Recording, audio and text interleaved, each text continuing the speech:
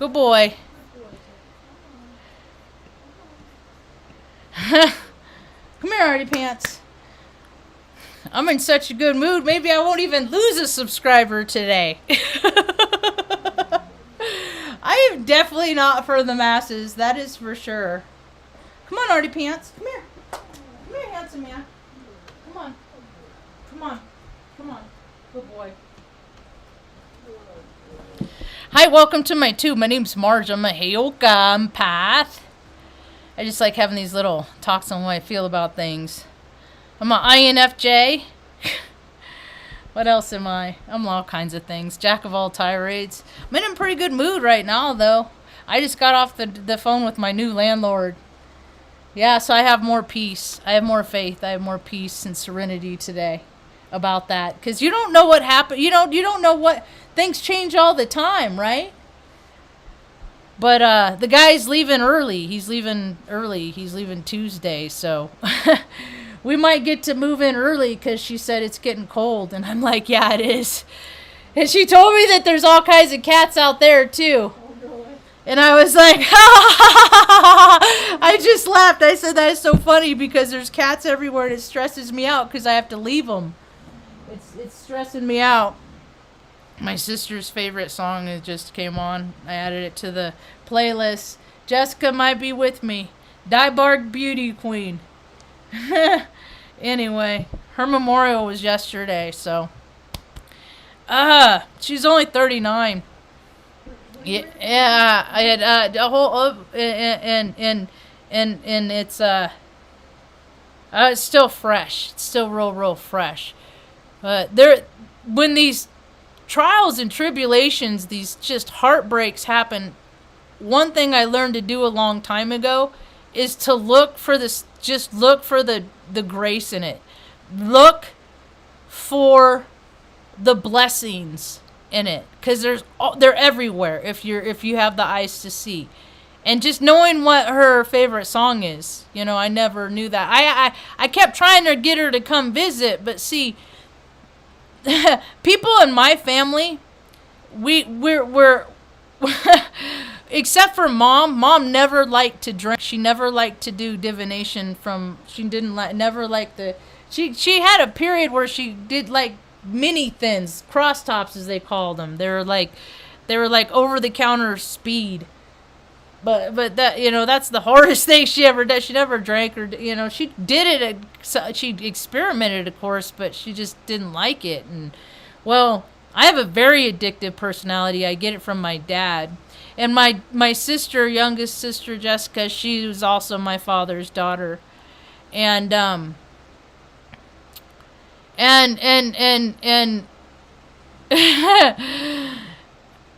she was living a fast life. She was living that lifestyle. And that lifestyle is why I went to meetings for 14 years.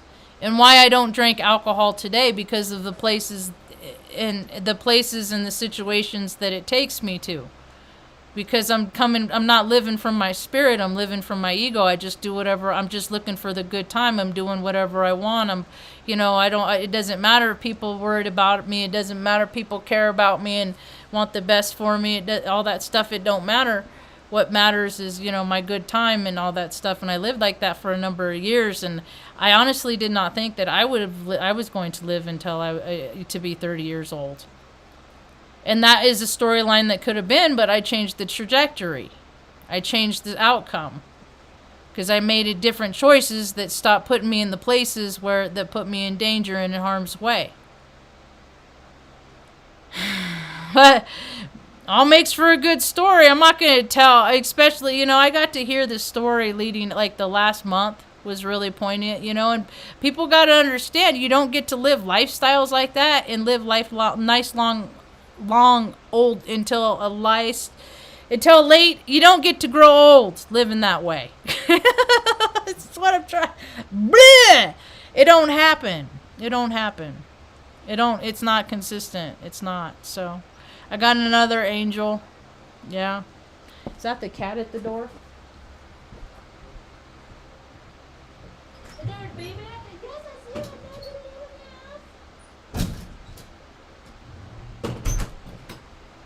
I see I do have a solution to make it better, though, to put my own self at ease. There's an old car out here, and a lot of them sleep in it. So I'm going to get a piece of plastic and close it in the door and cut slits in it, like, you know, at the dairy department in some old grocery stores, they used to have like the plastic slits, you know, and just so the cats can get in and out and it can kind of capture the heat. I'm just going to load that car with freaking blankets and stuff. I'm gonna make a cap for it.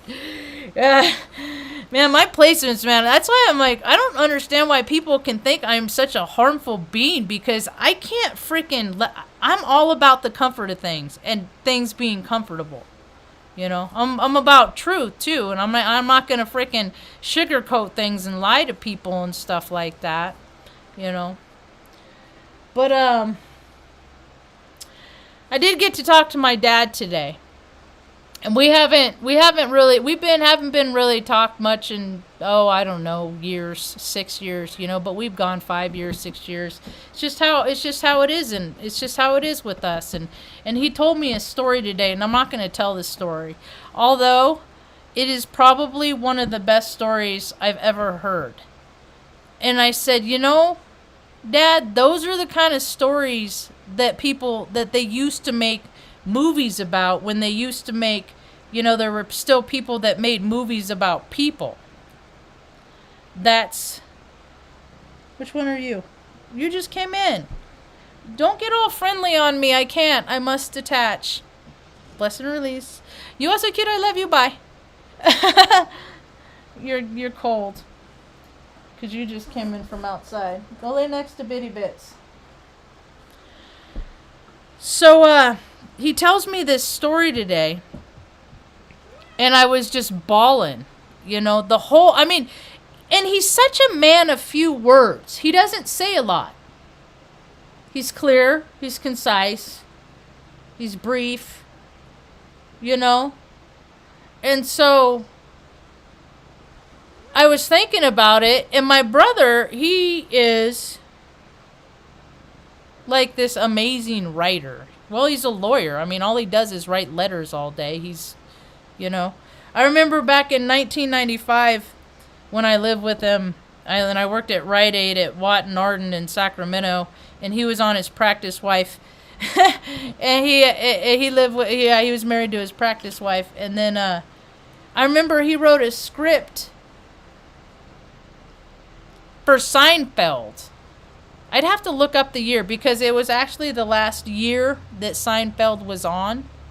And so he wasn't even going to submit it. But it was so in a line with like the formula to the show. It was just right on. It was about stamps. It was about stamps.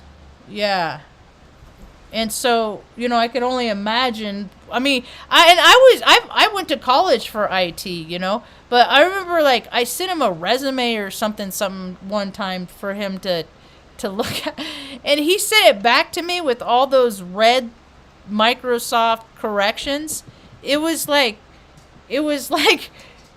trauma from every red mark I ever got on one page. It was alarming. I was like, how do you even know how to do this? I don't even know how to do it. But that's, I mean, when you work on one thing all day. Plus he was a programmer for the state of California. He's done all that. I'm not a programmer. I'm support. I'm behind the scenes. I'm getting dirty in the closets with running cables and stuff like that. And no, he don't like getting dirty. He'd have figured that out a long time ago.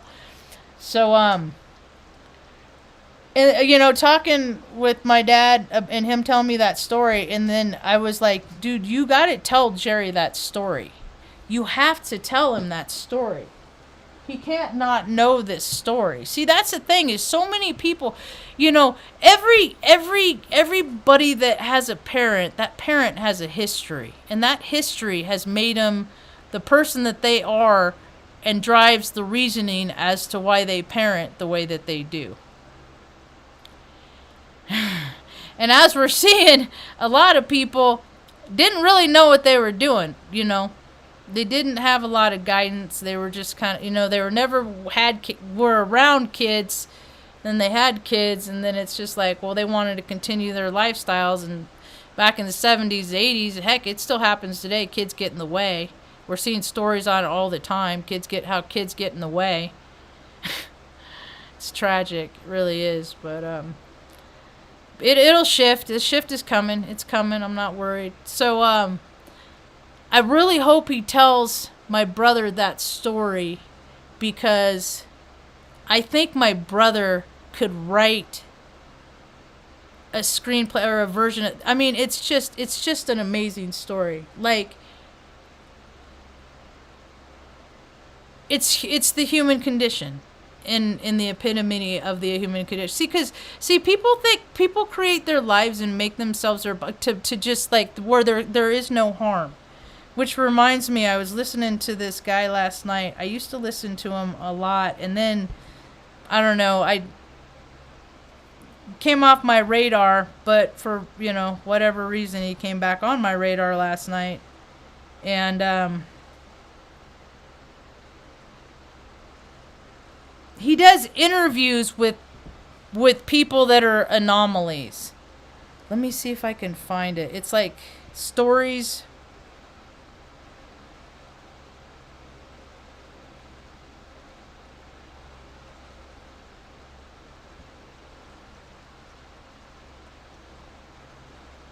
Let me look in my history.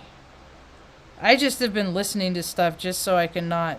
I woke up with. I don't think I like Moon and Cancer. I think it's messing with me with whatever my other planetary alignments are. It's messing with me. What was it?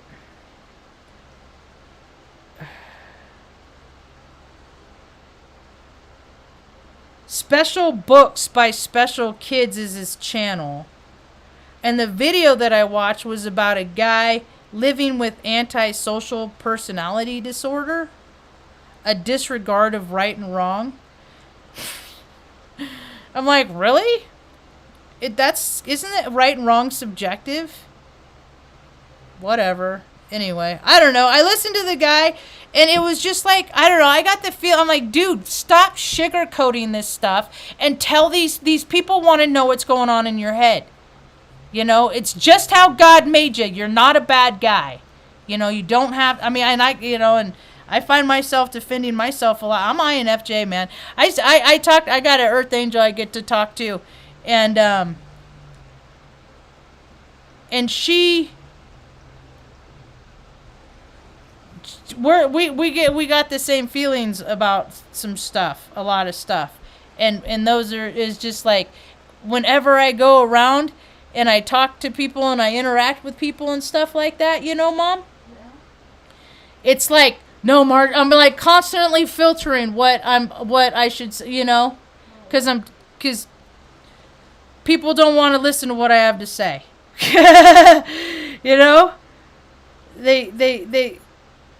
They don't. It's weird.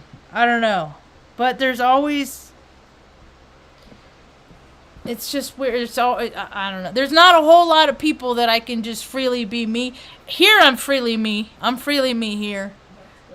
This is why I do this. Because usually I'm by myself. So I'm talking to my mom mostly. Maybe my Earth Angel's listening probably. So in this video last night, this young man was talking...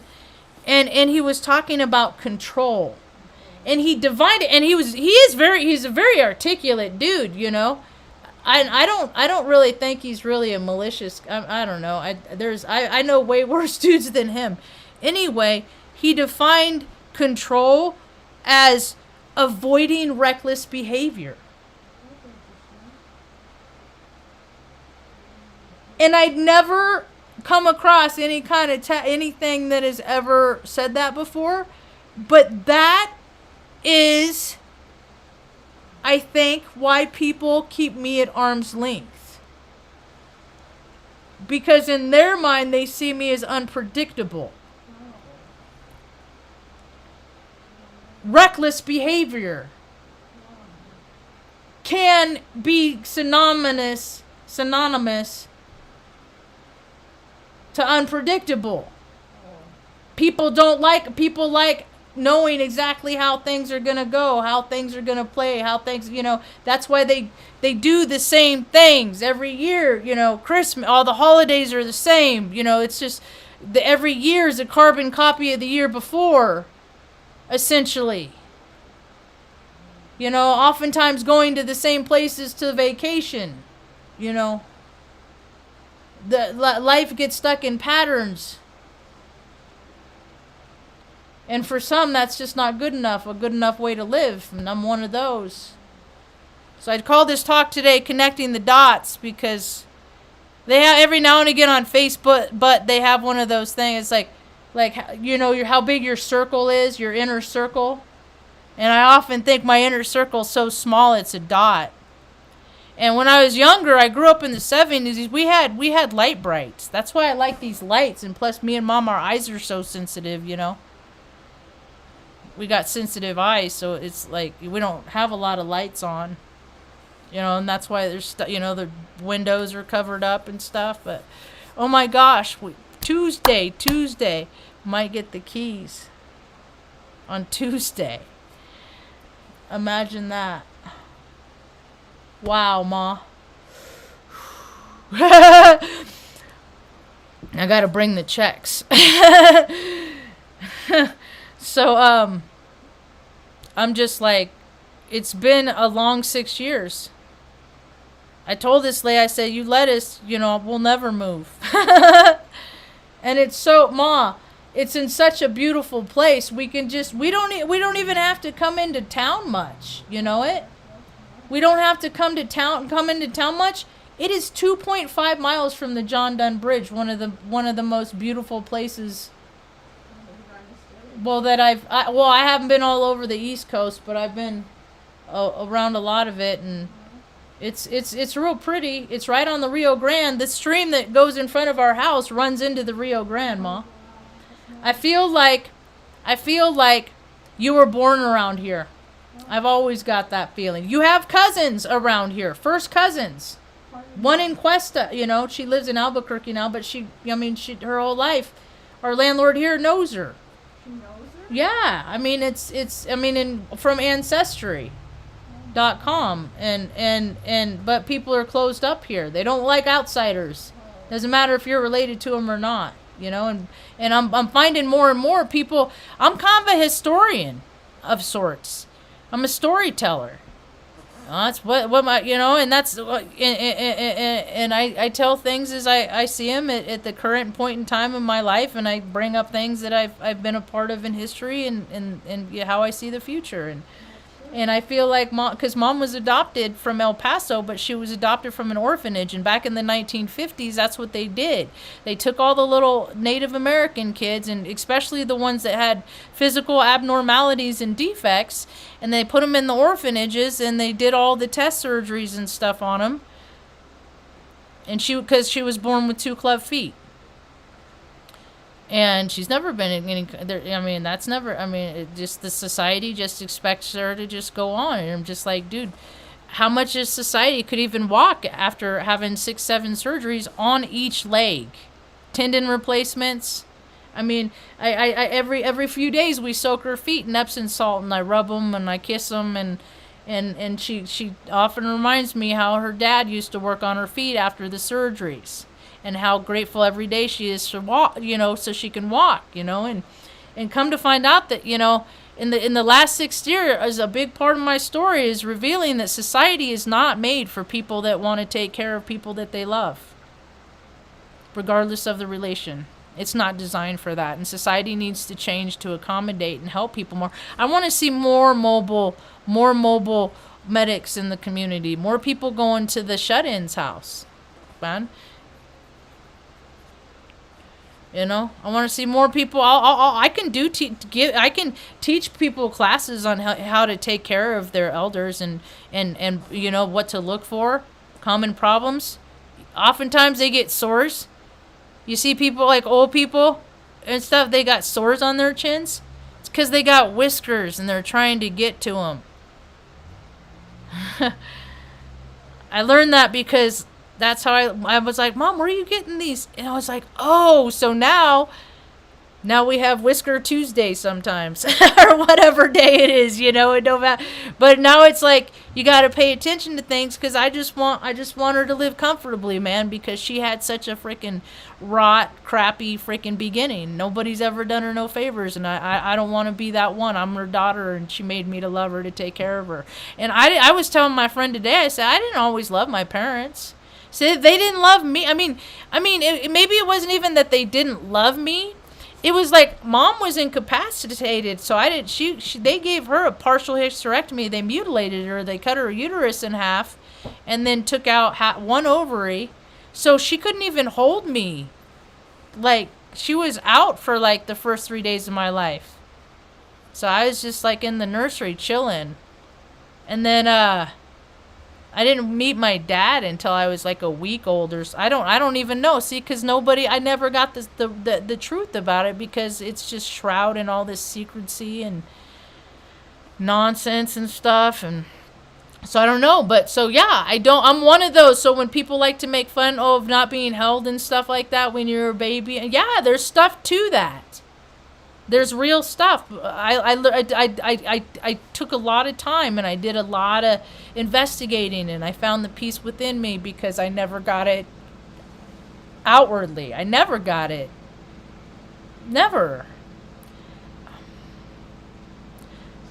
I've always had to, like, I was talking about it today with my friend. I said, you know, when I was a kid, we moved around a lot, and I'm not neurotypical. I don't think like people. I don't think like a lot of people. Let me think. I think like a lot of people. Not a lot of people think like me. That's more accurate, eh, Ma? And so every time we'd go to a new place, I was like describing it to her. And I was picturing it in all these schools because every time I went to a new place, I always had to go back into this like far off back room and pass through the multimedia room and where they stored all the extra textbooks and had all the extra supplies and stuff. And there's always this little room back there where there was all these machines where they just tested kids like me to figure out where to put us. They could never figure out where to put me, you know? And I'm autistic and extrasensory. And so when I'd be around people that didn't feel good, I would throw tantrums and like would shut down. Like there were people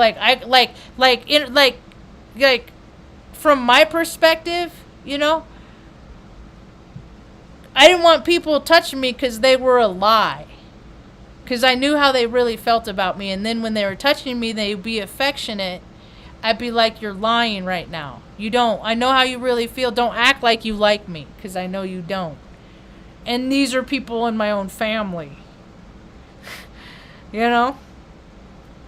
So I had to learn how to self-soothe a long time ago. But I went through a lot of tantrums. I went through a lot of meltdowns. I went through a lot of freaking behavioral correction. I probably have 1,900 videos now telling stories of things that have happened in my life, and I'm just like, I can't even freaking believe my life.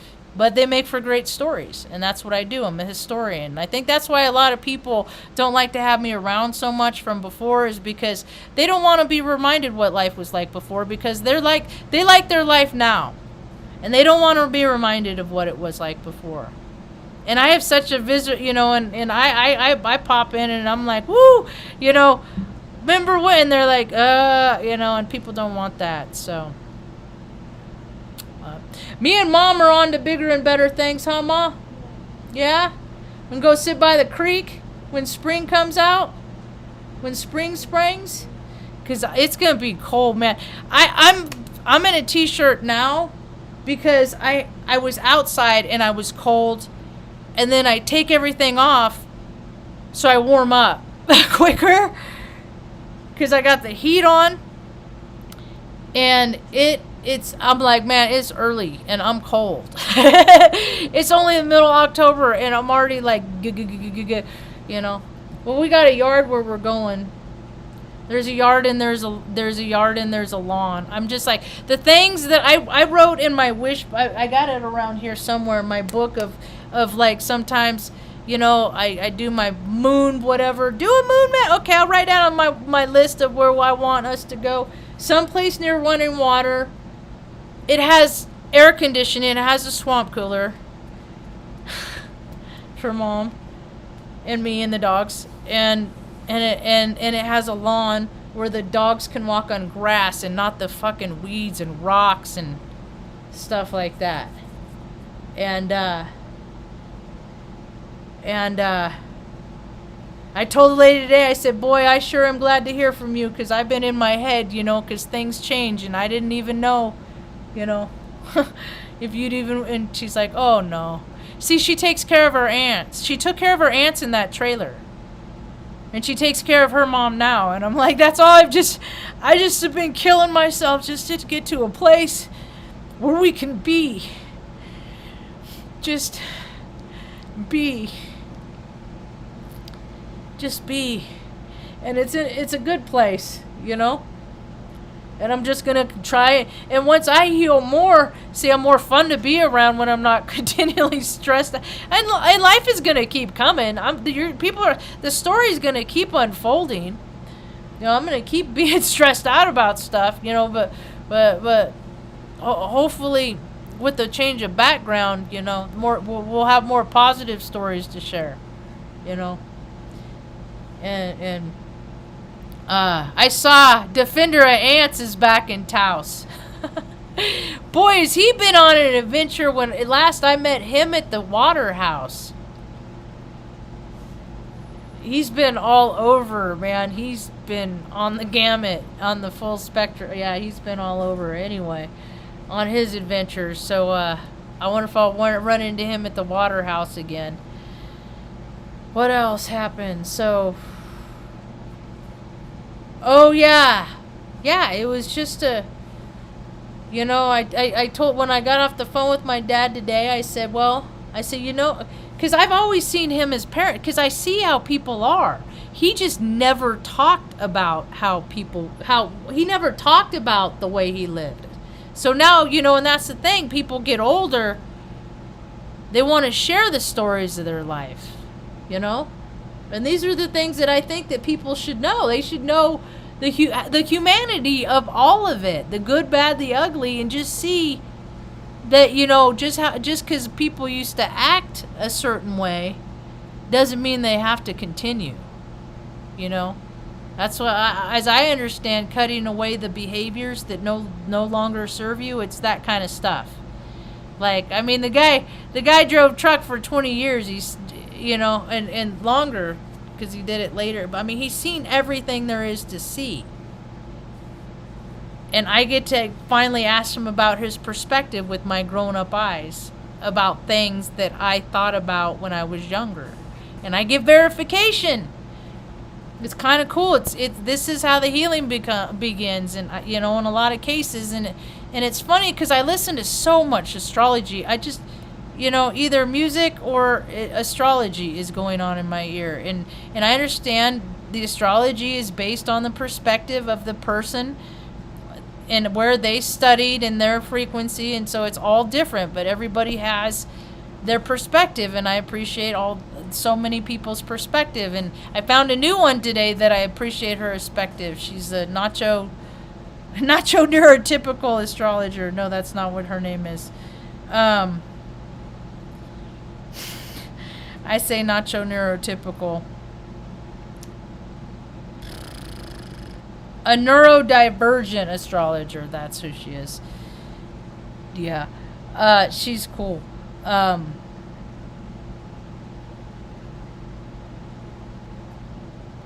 There's more people, see, because I don't know, I got more caught up in the clinical side of things when I was younger, because I was always curious about what happened with Mom, because Mom would get so stressed out every couple years, and she would have what I later coined the phrase episodes, and it would be, that's how we moved from Morro Bay, California.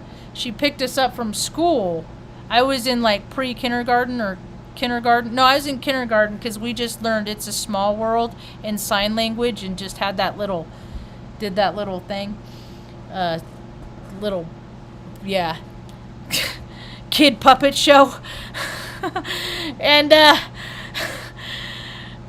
and my brother was like in this first grade or second grade or whatever, and she picked us up and the car was packed, and then we just drove and drove and drove, and I drove and drove and drove with 2 cats. We left with 2 cats, huh? I think. And then we ended up in Reading and slept on these ladies. They were 2 young girls that Mom knew. They were roommates, Chris and Judy, and we slept on cots. Yeah, I mean, and the story just unfolds. I mean, it's amazing. And so now what I see happening on the planet, and what I'm hearing a lot in the astrology, and it's been being verified more and more and more, and I just listened to astro astrology. He's Vedic or sidereal or whichever, and he's a finance guy. But they're all saying the same thing, is that we're really going to start seeing the ugly side of humanity. And I have been showing my ugly side this whole time. Like the ugliest parts of me I've shown on my YouTube video. I have. I've at least shared a lot of stories about my ugliness, of me having ugly fit, and how it's not benefiting me, and how it doesn't do me any good, and how it's only going to make my organs shrivel. And that's how people get sick, is because of being mad and angry all the time. And I'm trying to I was telling my dad today, because I told him the events leading up the whole month before my sister had died. And it's not pretty. It's real life. It's not pretty. And so I said, so you got to understand, Dad, it's really important that I stay sober and I die sober breaths without alcohol, or I mean, I'm a stoner. I make real good medicine, cannabis cookies and stuff like that. I said, but that I ain't doing nothing else, maybe some micro fungi, some mini fungi every now and again. But I mean, that's it. See, that's the thing. I've done all this stuff. I've been in all the vibrational frequencies. Once you know what your eyes can see, you don't need the things as much to see. You can just see things. You don't need to do the microdose to see. You can just put yourself in that frequency and tune in, dial in. We're radios, man. We are the most advanced technology, and it makes me nauseous to see how, because I'm in IT by profession. I got a big, vast, wide, I got a lot of security clearances. I have a lot of permissions and a lot of huge companies. I've had a top secret. I mean, I have an imprint someplace. People know who I am. I don't know if they care, but they do know who I am. I'm on somebody's radar somewhere. And so, oh, what a happy little song. It's making me lose my train of thought. Good boy, Tuck. We'll go out soon, bud. I need to put on my sweatshirt because we're going to go out as soon as this video's over. I need to put on a t-shirt too. Anyway, so... But it was and that's what, because my grandpa was an alcoholic. That's our family curse, is the spirits and living from ego. That's our family curse. That's why it's so important for me, to take care of family, because that's our family curse, is that people just kind of, I don't know. I don't know. It's a weird, our whole story is just a weird dynamic, and I tell bits and pieces, but I'm not going to tell it all, because some stuff is sacred too, but the story unfolds and it continues. Yeah, things are going to get good. We're going to be all settled in. Good boy, Tuck. And Mom's gonna turn 72 this next month, November. Yep, end of November.